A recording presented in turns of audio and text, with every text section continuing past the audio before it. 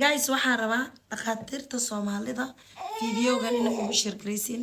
gabadha indhaheeda nal ayaa ka soo dhaxbaxayo waxaan jeclaystay walaaladayda Soomaaliyeed waliba kuwa dhakhaatiirta inay yani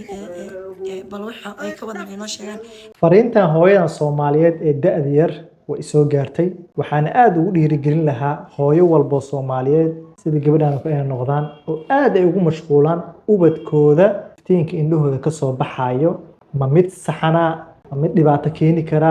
mise waa mid iska caadi ah in hooyo walba in aqoon midaas ay u leedahay waa muhiim waay sababtoo ah waxaa jira hooyooyin badan oo hal mar ku baraarugay iftiin indhahooda carruurtooda ka soo baxayo kadibna la degdegay oo ubadka indhahooda badbaadiye sidoo kale xataa noloshooda badbaadiye kaliya calaamad yar oo aqoon ay u yeesheen awadeed sababtoo ah indhaheena waa muraayad waaye ma marka qaar gudaha indhaha wax ku jiro iyo xataa xaaladda qofka na waa laga arki karaa ma marka qaar xitaa iftiinka isha ku dhacayana macluumaad ayana sii karaa haddii aan ku soo koobo hooyadan Soomaaliyeed waxaan ku leeyahay horta niyadaada qabooji iftiinka hadda indhaha aan ka arko carruurta oo weliba qaybta cad ah wax dhibaato ma lahan inkastoo aan la socdo in baaritaan indhaha carruurta aan ku sameysay midaasna qalbiga ku qaboojiso waana dadaashay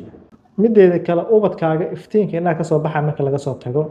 da'da ugu muhiimsan oo ugu horeyso oo baaritaan guud indhaha ku sameyn karta carruurtaada waa 6 bilood markay dhashaan sidoo kale 2 sano